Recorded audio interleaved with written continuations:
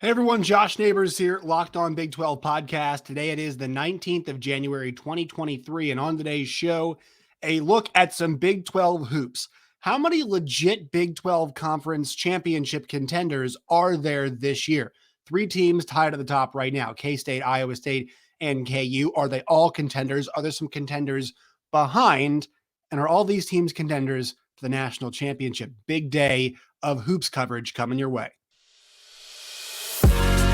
You are Locked On Big 12, your daily podcast on the Big 12 Conference, part of the Locked On Podcast Network, your team every day.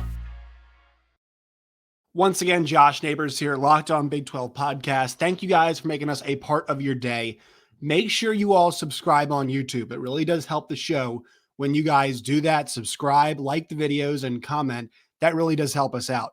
Make sure you guys find us wherever you get your podcast, Stitcher, Spotify, and Apple Podcast. Follow us on Twitter at LOBig12, and you guys can follow me at JoshNeighbors_. Excuse me.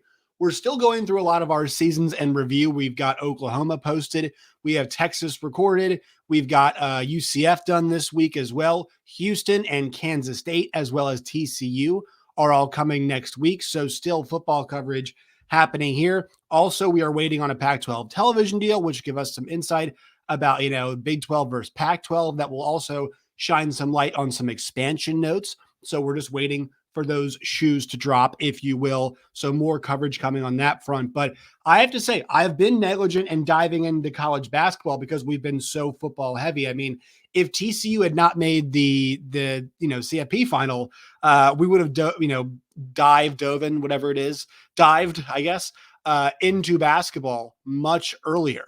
But because TCU was there and it drove so many storylines, we had to wait. But I mean, if you guys are like me and you're always jonesing for Big 12 basketball and watching every single night, there are always incredibly compelling games happening.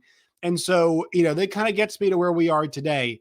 Now that we are, I guess, 7 weeks away from Selection Sunday, let's really dive in to the basketball. So where are we right now? If you're kind of like, trying to get a catch up, a lot of us are watching every single night, but if you want to catch up right now, three teams are 5-1 in the Big 12 conference: K-State, Kansas, and Iowa State. Up next, Texas in sole possession of fourth place. They are 4-2. So they're fourth place technically, but like they're one game out of first. So it kind of gives you an idea of, how things are. At 3-3, TCU and Baylor. All of those teams are ranked. Those first six teams are all ranked in the AP top 25. Oklahoma State and OU are both 2-4. Oklahoma State's win last night in Bedlam pushes them technically over the top, and those two teams will meet one more time. West Virginia gets off a schneid last night against TCU. That puts them at 1-5. Texas Tech, the Red Raiders, Mark Adams, 0-6 in the league. They have not gotten a Big 12 win yet. We'll see if they can this weekend. So let's circle around. Let's go to the top of the league. Let's kind of talk about this three-team battle royale at the top. And we watched an unbelievable game the other night between Kansas State and KU. K-State gets the job done in overtime. Jerome Tang, a lot of people, I think, my colleague Robbie Triano thinks that he could be at this point in time as the coach of the year. I'm not there yet, but you have to be impressed with the job that he has done at Kansas State. Chris Budden mentioned a really important note that I don't think a lot of us talk about. She said yesterday, she had the game the other night, that K-State could not scrimmage until September because they did not have enough guys on the roster. That's what she told us. And that is really intriguing because if you guys know college basketball, those guys, if you're ever around a gym during the summer, like those guys playing together, when they limit practice time in the summer, it's really important. It's especially important in modern college basketball for continuity, right? Like I think Iowa State's a good example. Like they've got some transfers in, but like that team is, a group of guys that's kind of played together.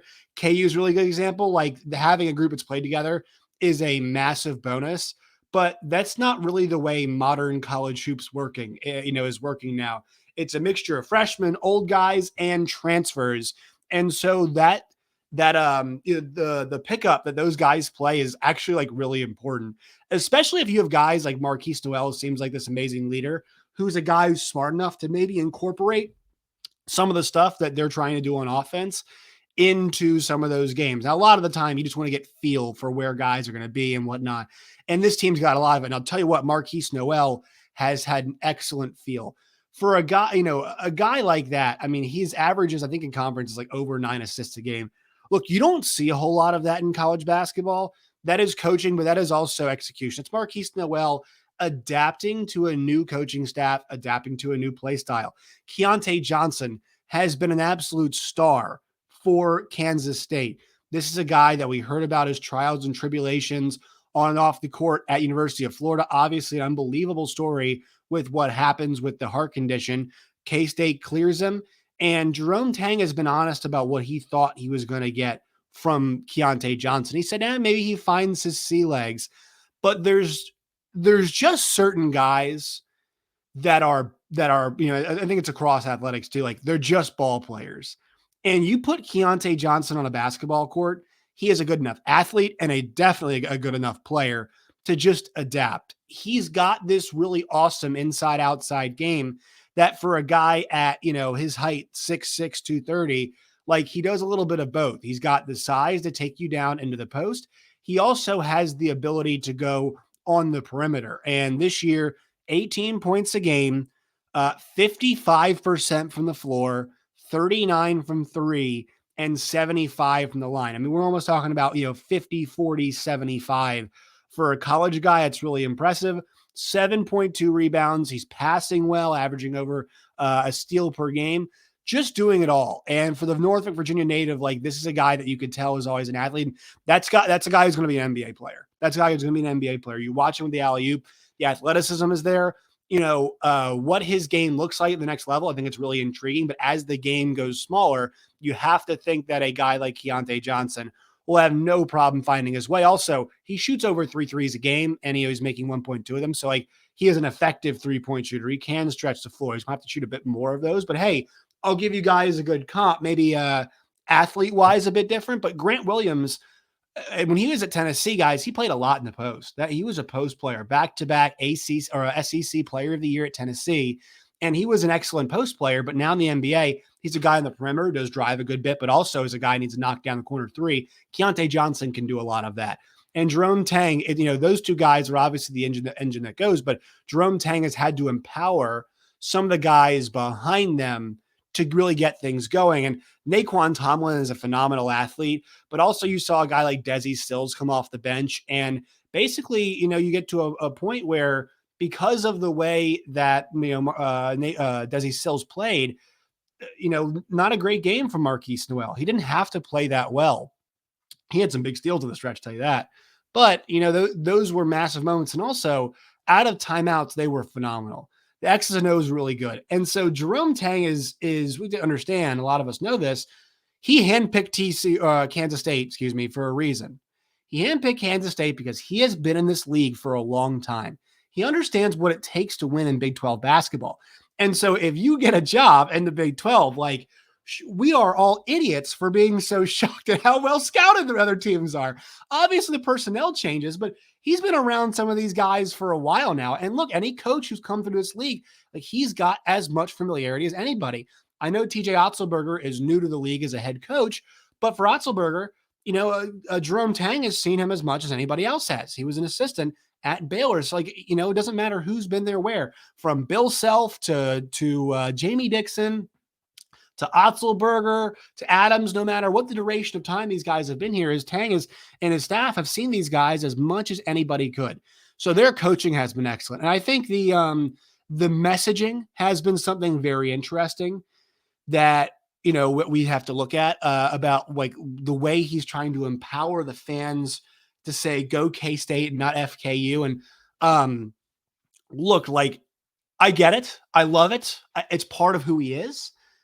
K-State fans, you don't have to listen to him. You don't have to agree with the coach on everything. I know the coach drives the bus and he's using his clout right now to get up on the table and say, go K-State. And we understand that. And they're winning right now, so you can do that. But, maybe just smile and say, thank you, Coach Tang. Thank you. We appreciate it. I know that my Missouri faithful, they're not doing the same thing. We saw last night when they played Arkansas, they had the FKU chant going in full effect. But, as far as can this team contend for a championship, They beat KU, very impressive. They'll play them obviously later on at Allen Fieldhouse. I'm still leaning Kansas, and that's a lot of this conversation. I'm still leaning Kansas, but when it comes to personnel, K-State definitely has the personnel. When you think about how how Marquise Noel can go nuclear, and how Keontae Johnson is just tremendous. Now, the one thing for them is they do need to find maybe a third consistent scorer. I know Tomlin's pretty good, but TCU did take it to them a little bit, and Kansas State's an athletic team. But they made it a point early and often, TCU did, of pounding the ball at K-State. Now, not a lot of teams can do that in this league, but I thought that was interesting. And it was a strategy that worked early on, helped them get out to a pretty early lead. So something to watch about how teams attack K-State, but that's a team that can play in kind of really any kind of style. They're fun to watch too. I think they're fantastic. Let's talk about Iowa State, because KU will come up here in 1 second, but because I think we're all kind of chasing KU. They have that right. They are the defending national champions. They have a lot of guys back from that team. They've added some other players, obviously lost some too. Iowa State, though, TJ Otzelberger is my coach of the year. The personnel on that team, I would say bottom 3 or 4 in the league. And I don't mean to be, and this is one of the best leagues in the country. So, like, what does that actually mean, right? Like, okay, they're bottom 3 or 4 personnel, whatever. They're 5-1. They're 14-3 overall. Hilton Coliseum is a fortress. It is a fortress. It is a incredibly difficult place to go and play. This is a team that is 206th in the country in scoring offense. But, and that's crazy. They're averaging 71 points a game. They're allowing 58.5. They are like nearly top 50 in assists and aren't a great rebounding team. But what this team does is they are so freaking good on the perimeter, and they're so good at sharing the basketball. They've got 5 guys who average at least 8 points a game. And they're a team, once again, I mentioned they pass the ball a lot. Like, this is a team that's made their money shooting the 3 ball pretty well, almost 36% from 3. They're 46 on the floor. They spread it around, and Gabe Kalsher has become a consistent weapon for them. Yes, Jaron Holmes is their leading scorer, sure. But Gabe Kalsher, to me, is the guy who's hitting big shot after big shot. He was the guy against Texas the other night that really felt like it got them going. And so Otzelberger has been doubted last year. He was doubted this year, but this guy was made to coach at Iowa State. This team being top 15 in the country is not remarkable. I mean, I think they kind of expect that. But for Otzelberger now, he's at 35 wins, excuse me, and just 15 losses. And look, the thing for them last year, guys, that back end of the conference schedule did not go well. They lost 3 straight games to close out conference play. And then they made the tournament, and that defense, they held LSU to 54. I know they had the Will Wade situation going on. They then held Wisconsin to 49. Wisconsin will play that style. They were fine. And then Miami eventually did beat them. But for them, their defense was tremendous. Last year, it showed up this year. Will they sustain? I don't think so, because, you trust other guys on the other teams to get the job done, but they were making some shots late with KU. They forced KU to play their game. And look at what's happened for them in conference schedule. They beat Baylor by 15 at home. They went on the road and beat OU. They went on the road and Kalsher hits that shot. They got TCU at a great time on the road. They played TCU the same day that TCU football played Michigan, so kind of a nice spot to catch them in. They hammered Texas Tech at home. They were right in it to the very end against KU. And then Texas comes to their building. And guys, they were fantastic, especially at the end of the first half. Texas got a double-digit lead in that game, but what did Iowa State do? They were bearing down on defense. There was a 7.5-minute stretch, I believe, to close out the first half where they did not allow a basket. And although Iowa State's offense was not firing on all cylinders, it got them into within, I think, a point at that point in time, and they were able to cross that bridge, get over the hump, and get the job done in that game. And that's a really good offensive team, I believe the Texas Longhorns are. And so their defense has fallen off a little bit, Texas, but they were able to get them at that point. So Otzelberger's done a great job. Their schedule is, I actually think I like the way things break for them. Like, they don't have any stretches that are absolute monsters consecutively. I think we look at that Tech at KU Texas stretch as difficult. This weekend, it's games like this at Oklahoma State at 2:00 on ESPN Plus. That's the kind of game, guys, that is going to define whether or not whether or not Iowa State can contend. KU wins games like that. We'll see if K-State wins games like that. Teams that win the league win games like that. Can Iowa State win games like that? When they then defend home court in the turnaround against against Kansas State, then they have to go play Missouri. Then the quick turnaround, they'll go Saturday at Missouri, then Monday at KU or at Texas Tech rather. And so it's handling those turnarounds. I know Missouri's not a conference game, but it's kind of handling those stretches. Can they then go on the road? They've done a good job on the road so far, right? With their the 2 road wins back to back by a combined 5 points. I mean, on the road right now, they've got a 3-point win at OU, a 2-point win against TCU, and a 2-point loss at Allen Fieldhouse. So they've been very, very good on the road. I've loved watching this team work, and Otzelberger, my coach of the year at this point in time. That brings us to Kansas. The Kansas Jayhawks, guys, I really enjoy watching this team play. And I know the other night, the one thing that, let's go with what hurt them the other night against K-State. What hurt them the other night against K-State was some of their late game offense, generally not as good as it normally is. Fran Fraschilla said during the broadcast, made a great point, that Bill Self is normally worth, I think he said 3 to 5 baskets a game, a lot of his out of bounds stuff or out of timeout stuff. Now, that was not the case here.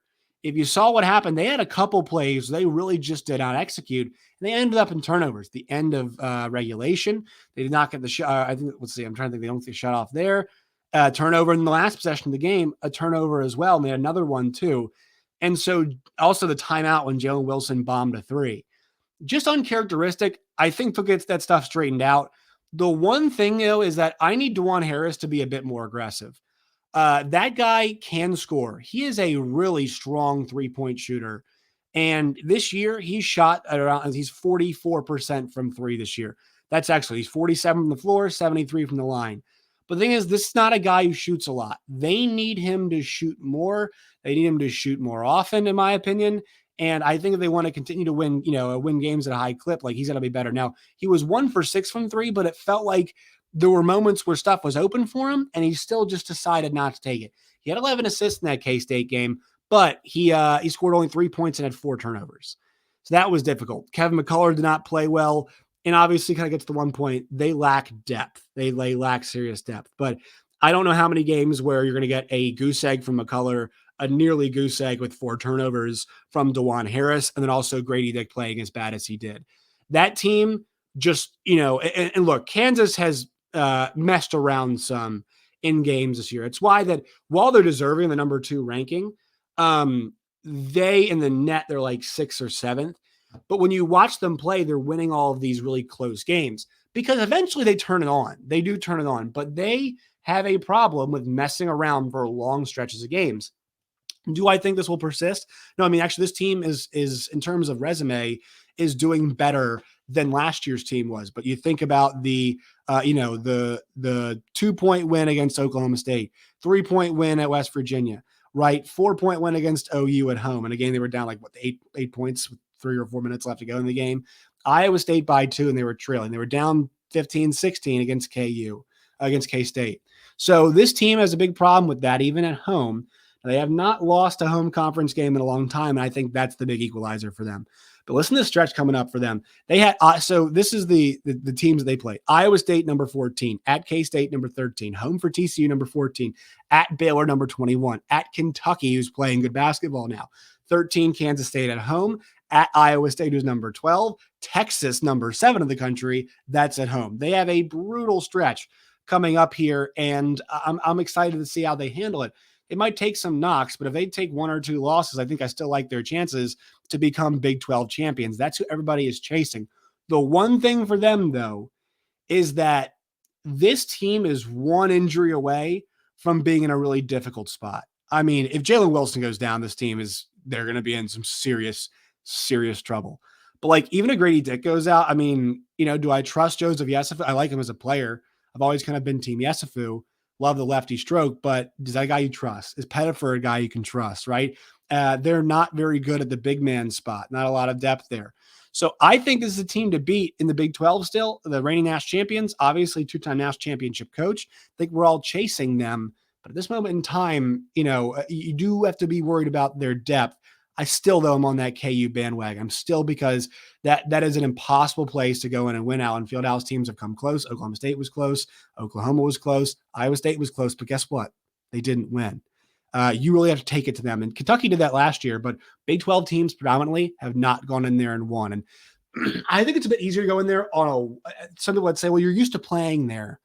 Maybe other Big 12 teams should have it easier when they go into Allen Fieldhouse. No, it's not the case, because you get it in your head because teams don't win there very often, right? So it's easier for Kentucky, who does not go there very often, to go in there and win, especially the guy like Oscar Tshiebwe, Player of the Year, than it is, for Iowa State, who's got, obviously they don't, that's not a place they win a whole lot, or anybody. I mean, nobody really wins there a whole lot. You guys understand the point here. So their home floor, also a fortress. They're going to have to keep it that way the rest of the way here in the Big 12. Other teams in the standings that we're looking at, and I want to mention Texas here. The job Rodney Terry has done, the way that Texas has turned the corner, after, look, they cut Chris Beard loose. That was the best thing for the team and the players. I think it's pretty clear that team has moved on. They're a top 10 team in the country. They should be. They're 15-3 overall. They're 11-1 at home. They're 2-1 away, then played a lot away. And they're right now 4-2 in the league. So you're cool with where Texas is. Hilton Coliseum, tough place to play. It's one of those, the road team gets a lead, and then, things go a little bit sideways for them. But all of their losses this year, guys, they lost against Illinois. That's going to be a tournament team. They lost to Kansas State by 13. It was a back and forth game early on in the Rodney Terry tenure. And then the Iowa State game, they lost by 11, but a game they were winning in. Right. So I'm really excited. And they've got a fun stretch coming up. They're starting the 28th at Tennessee, who's number 9. Baylor at home, at K-State, and at KU. Oh boy, good luck with that. That's why I just don't see them as a caliber team that can win it all. A team that can, though, but shout out to Rodney Terry and those guys that bought in. I want to see what that team develops in late February. And I'm very excited to see, once we get them on a neutral court, what they kind of look like. Another team I'm curious about, Baylor. I think Baylor's got a really good shot to get hot. They've won 3 in a row right now after taking 3 straight losses. They lost at Iowa State by 15. They lost to TCU by 1 at home. They lost to Kansas State by 2 at home. They got back, went on the road. They beat West Virginia by 5. Then they beat Oklahoma State by 16. Then they beat Texas Tech on the road. They got OU on the road, and then KU, Arkansas, Texas. That's a really interesting 3-game stretch. I could see Baylor getting hot here.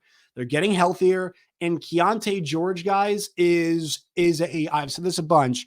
No, his numbers aren't the flashiest overall, but that guy is a professional scorer. That is what he does. That is what he will do for most likely many years in the NBA. 40% from the floor, not excellent. 36, though, from 3, which is great for an 18-year-old. 81% from the free throw line. This guy is a professional scorer. I'm wondering, I think Scott Drew, I think that group can get very, very hot. TCU's the other team I like a lot. So I think if anybody can come from behind right now, not out of the pack, I actually think it's Baylor. I think the Baylor Bears have a shot to come from behind and stick their nose into the Big 12 championship race. But, I would say, once again, they are coming from behind, and they have not been healthy the entire year. And I'm also not even sure they know who their best 5 are at this point in time. That is a group I think has a good shot. The team that's not going to win the Big 12, but I think has a great chance in the NCAA tournament, if they can kind of keep up their level of play and find some more, bit more consistency in some places, is TCU. TCU's 14-4. They're 5th in the league at 3-3. But I think what I love about them the most is they're 3 perimeter guys. They're 3 guys that they can run at you that are really scary. When they have Mike Miles, Damian Baugh, and Emmanuel Miller on the floor together, it's a pretty horrifying prospect for opposing teams, because the length, because the athleticism, because the scoring, because the finishing. Also adding a guy like Eddie Lampkin in that. You got guys like Peavy and, Chuck O'Bannon, who's played a lot of basketball. They've got a lot of experience. This is a team that I think, because their home court advantage might be close to the worst in the league, I put it second maybe to Lloyd Noble. They'll win a lot of home games because they're a good basketball team, but I think their home court advantage is not as good as some other places in this league, as a lot of other places in this league. it might hurt them some, but also I think they can score some road wins. I know they got tossed around a little bit last night against West Virginia, but it was a one possession game with like 3.5 minutes left to go. They cut into that lead that was at 17 at one point. They do need to be more organized at times. There are times they're a little helter-skelter, a little too loose the basketball, but they've got guys who off the bounce can create their own shot. And they've lost 3 of their last 4, but I saw they did against Kansas State, and I'm still pretty high on this team. And you think about who they've played, guys, in conference: at Baylor, Iowa State, at Texas, K-State, and then at West Virginia, and they have at KU. So like they have a brutal stretch to start off before things do even out just a little bit for them. But I still think this TCU team has a very good chance at going deep in the tournament. Win the Big 12? No. Deep in the tournament? Yes. All right, more hoops coming your way. We'll have a hoops preview tomorrow and Friday as well. In addition to another show, we'll have the Texas season recap coming y'all's way tomorrow. So make sure you guys check. Actually, we'll do Kansas State tomorrow. Excuse me. Make sure you guys check that out. Follow us on Twitter at LOBig12. You guys can find me at JoshNeighbors_. Make sure you guys, once again, find the podcast wherever you get your podcast, like the videos, subscribe. Till next time, my friends, as always, stay safe.